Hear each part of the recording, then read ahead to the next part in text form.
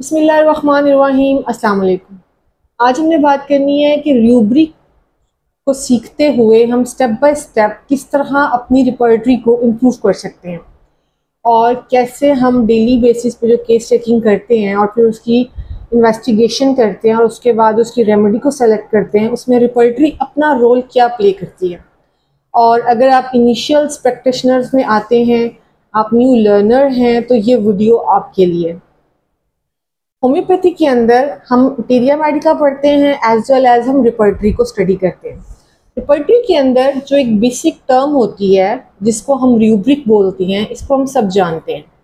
होता क्या है कि बेसिकली आपके कलेक्शन ऑफ सिम्टम्स या किसी भी सिम्टम को जब हम रूब्रिक की लैंग्वेज में लेके जाते हैं या रिपर्टरी की लैंग्वेज में लेके जाते हैं, तो वहाँ पे उस सिम्टम को हम एज अ सिम्टम नहीं कहते बल्कि हम उसको एज अ रूब्रिक बोलते हैं। जस्ट लाइक दैट कि हमारे पास एक पेशेंट है, उसको हेडेक है। अब उसका जो सर का दर्द है ये बेसिकली एक रूब्रिक है। आपके पास पेशेंट आएगा, वो आपको बताएगा कि उसको सुबह के टाइम सर में दर्द होता है। अब सुबह के टाइम जो है वो उसका सब रूब्रिक यानी उसकी मोडालिटीज़ में बात चली गई, और मोडालिटीज़ के अलावा भी सब रूब्रिक्स में बहुत सारी चीज़ें शामिल होती हैं। फर्स्ट ऑफ ऑल ये कि जब हमने किसी भी रूब्रिक को अंडरस्टैंड करना है या किसी भी सिम्टम को रूब्रिक में कन्वर्ट करना है, तो हमें क्या 4-5 बातों का खास ख्याल रखना चाहिए। इसको मैं कहती हूँ एनाटमी ऑफ रूब्रिक। क्यों? क्योंकि अगर ये 4-5 चीज़ें अगर हमें एक रूब्रिक की मिल जाती हैं, एक सिम्टम में मिल जाती हैं, तो इट्स मीन कि वो सिम्टम या वो रूब्रिक आपको एग्जैक्ट मेडिसिन तक ले जा सकती है। फर्स्ट ऑफ ऑल ये कि हम उसको मेनली देखेंगे उसके सिस्टम वाइज या ऑर्गन वाइज। सिस्टम या ऑर्गन का मतलब है कि जस्ट लाइक अगर हेडिक है तो हेडिक कहाँ पे है? ऑब्वियसली हेड में है, तो हेड उसका सिस्टम या ऑर्गन है, तो ये उसकी मेन इंडिकेशन है। सेकेंड चीज हम देखेंगे उसकी सब डिविजन। सर के कौन से हिस्से में दर्द है, आया वो ऑसिपिटल रीजन है, टेम्पोरल है, फ्रंटल हेडिक है, या कि पूरा सर दर्द कर रहा है। ये आपको फर्दर हेड में जाकर हेडिक के नीचे पोर्शन मिलेंगे जिसकी हम रूब्रिक की सब डिविजन्स कहते हैं, जिनको या सब रूब्रिक्स भी कहते हैं। अब सब रूब्रिक्स जब मुझे कंफर्म हो गई उसके रीजन के हिसाब से, लोकेशन के हिसाब से, तो मैं तीसरी चीज़ कंफर्म करती हूँ उसकी मोडालिटीज़ कि ये सर का दर्द किस टाइम ज़्यादा या कम हो रहा है, किस चीज़ से ज़्यादा या कम हो रहा है। 3 चीज़ों के बाद मेरे पास एक चौथी चीज़ आती है, दैट इज़ द सेंसेशन या quality of that rubric. Sensation का मतलब है कि पेन किस नौयत का है। Is this throbbing pain, dull pain, sharp pain, cutting pain, so on. Even Kent जैसी रिपर्टरी के अंदर ही अगर मैं पेन्स की बात करूं तो we have 22 two more than pains जिसको हम डिफ्रेंशिएट कर सकते हैं अपनी केस टेकिंग के दौरान पेशेंट्स। नंबर 5 आता है हमारे रूब्रिक्स में जो कंकॉमिटेंट सिचुएशन होती है। अच्छा, कंकॉमिटेंट हमेशा से ही मेरा एक फेवरेट टॉपिक रहा है, क्योंकि मुझे ये लगता है या एटलीस्ट मेरा ये एक्सपीरियंस है कि कंकॉमिटेंट मेरे केस को काफ़ी हेल्प करता है क्लियर करने में।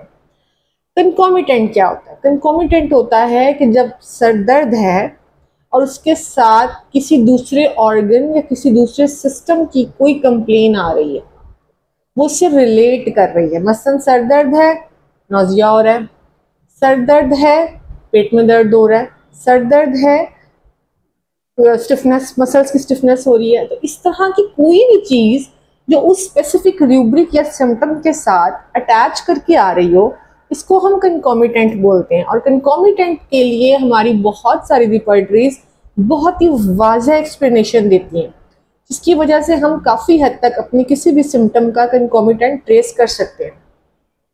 ये तो थी एक anatomical structure of a rubric. Now हम बात करेंगे कि रूब्रिक हमें जब देखनी है और रूब्रिक के अंदर जो मेडिसिन हैं उसका हमारे पास रिपर्टरी में क्या सोल्यूशन है। आमतौर पे किसी भी रिपर्टरी के अंदर इसकी ग्रेडिंग की जाती है। 2 ग्रेडिंग्स भी हैं, 3 भी हैं, 4 भी हैं। डिफरेंट रिपर्टरीज डिफरेंट ग्रेडिंग कर रही हैं। थोड़ी शॉर्ट फॉर्म की जो रिपर्टरी है, जस्ट लाइक वी हैव फाटक, आपको उसमें 2 ग्रेडिंग्स ही मिलेंगे। कैंट में 3 ग्रेडिंग्स कर रहा है। इसी तरह बोरिक की बात की जाए तो बोरिक भी 2 ग्रेडिंग्स ही कर रहा है। अच्छा, अब ये ग्रेड्स क्या होते हैं? ग्रेड का मतलब होता है कि जो भी सिम्टम या जो भी रूब्रिक जिसे हम कन्वर्ट कर चुके हैं, इसको हमें मेडिसिन के इंडिकेशन लेनी है कि वो उस पर कितने % काम या कितना इफेक्टिवली काम कर रही है।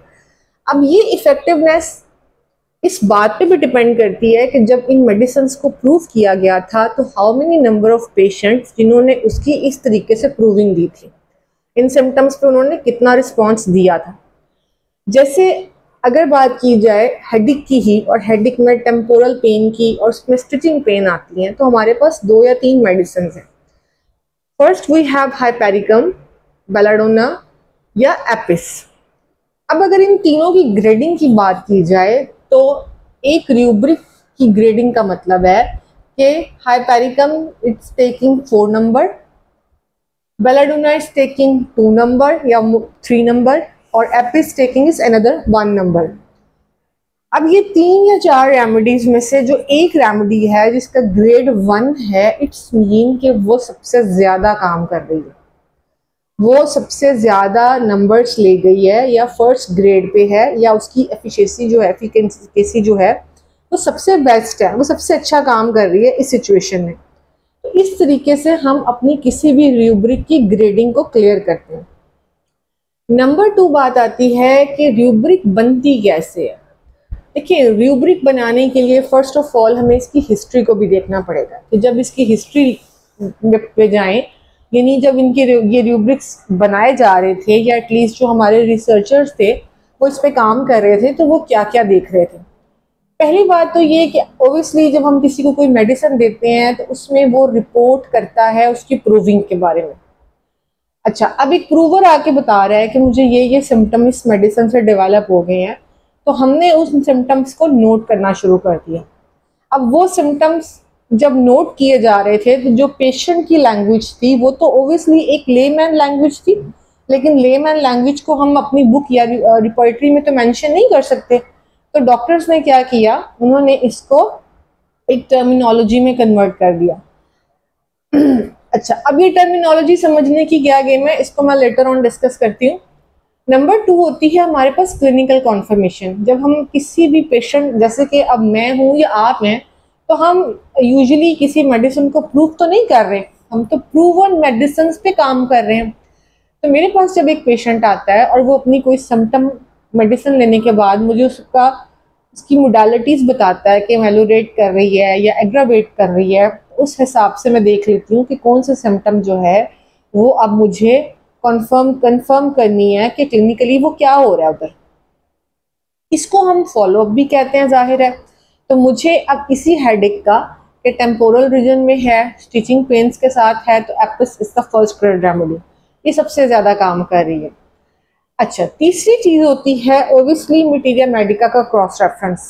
आपको और मुझे क्या करना होता है, जब हम लोग अपनी रिपर्टरी देख लेते हैं, रूब्रिक बना लेते हैं, सिम्टम्स निकाल लेते हैं, पेशेंट की रेमेडी सेलेक्ट कर लेते हैं, तो जाहिर है हम सिर्फ एक रूब्रिक पे तो मेडिसिन नहीं दे रहे होते, हमें तो 50 चीज़ें चेक करनी है।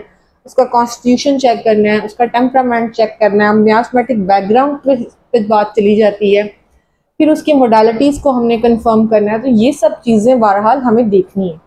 उसके लिए हम अपने मटीरिया मेडिका को एज अ क्रॉस रेफरेंस इस्तेमाल करते हैं और वहाँ हम उस मेडिसिन को पढ़ेंगे। अब मैं एपिस पे जाऊँगी और मैं जाके सारे एपिस को देखूँगी कि अब एपिस क्या कर रही है, वेदर्स पे क्या रिस्पॉन्स है, साइकोलॉजिकली इसका क्या बिहेवियर है, फिजिकली लेकर इसको क्या चीज़ें तंग कर रही हैं या ये कैसा होता है। इस सब के बाद जो चौथी चीज़ होती है वो बड़ी इंपॉर्टेंट है, वो है आपका एक रूब्रिक। जब आप केस को एनालाइज करते हो, अब आपने केस ले लिया, पेशेंट मेडिसिन लेके चला गया, वो अगली बार आया, उसने आपको अपने सिम्टम्स दिए, कुछ चीज़ें ठीक हुई, कुछ चीज़ें नहीं ठीक हो रही, कुछ चीज़ें नई डेवलप हो गई हैं। अब हमें क्या करना, अब हमने करना है कि हमने अपने रूब्रिक्स को एज अ केस एनालिसिस लेना है।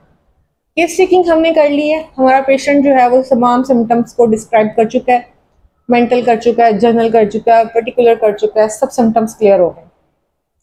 हमने रिपोर्टराइजेशन कर ली है। रिपोर्टराइजेशन का मतलब कि हमने वो सिम्टम्स लिए, उन्हें रूब्रिक के लैंग्वेज में कन्वर्ट किया, अपनी रिपोर्टरी में से देखा, एटलीस्ट 5 to 7 कैरेक्टरिस्टिक सिम्टम्स को मैंने ढूंढा और उसमें अपनी रेमेडी को सेलेक्ट कर लिया।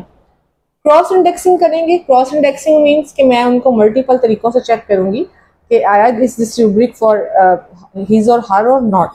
मैं उसकी क्रॉस रेफरेंसेस को लाजमी चेक करूंगी। फिर मैं ये चेक करूंगी कि उसके इंडिविजुअलाइजेशन उस रूब्रिक के साथ और फिर फर्दर उस रेमेडी के साथ कितनी मैच कर रही है, यानी कि उसकी इंफरादियत कैसे मैच कर रही है।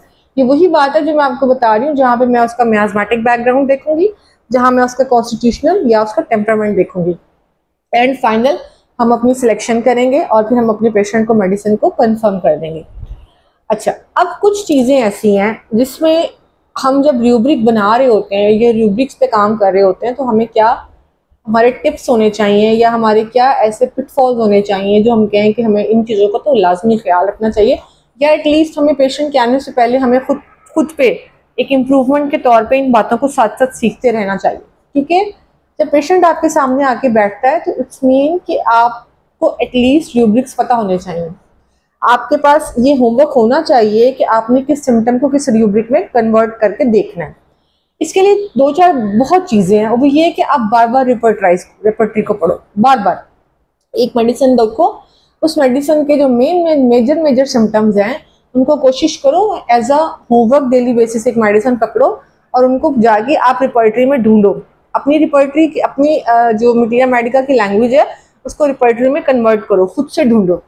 अच्छा, इसका क्या तरीका है? इसका तरीका ये है कि हमें किसी एक भी वर्ड के बहुत सारे सिनोनिम्स पता होने चाहिए। जैसे कुछ रिपर्टरीज बहुत ज़्यादा को, बहुत वाफिर मिकदार को या कसीर मिकदार को लिखती हैं कोपियस, और इसी तरह कुछ लिखती हैं प्रोफ्यूज। तो अब आपको दोनों पता होने चाहिए। अब बी फर्स्ट, अगर आपको कोपियस पता और प्रोफ्यूज नहीं पता और आप जिस रिपर्टरी में ढूंढ रहे हैं तो आपने कोपियस ही ढूंढना है, लेकिन वहाँ पे वर्ड है प्रोफ्यूज। ये वो छोटे छोटे टिप्स हैं जो कि हमें एज अ होम्योपैथ पहले से होमवर्क कर लेना चाहिए। अच्छा, इसमें अब एक चीज़ मैं आपको पर्सनली टिप दूंगी जो कि मैं एज अ स्टूडेंट करती रही हूँ, अब नहीं लेकिन एज अ स्टूडेंट मैंने सीखी।